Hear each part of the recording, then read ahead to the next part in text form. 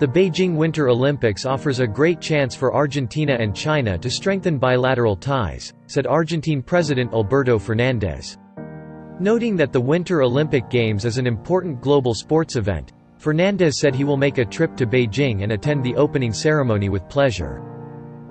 Para mí es definitivamente una gran oportunidad que tengo como presidente y que tiene la Argentina, de buscar los lazos que aproximen más a China y Argentina.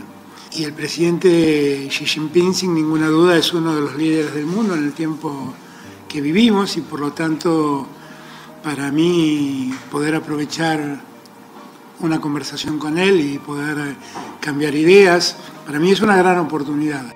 Fernández praised the preparations China has made for the Beijing Winter Olympics, and criticized a few countries for trying to politicize the event.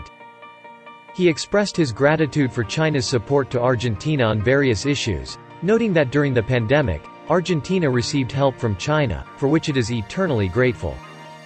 En un momento tan desgraciado, el momento desolador de la pandemia, ha servido para que los argentinos valoremos mucho a China y agradezcamos haber contado con sus vacunas cuando los necesitamos.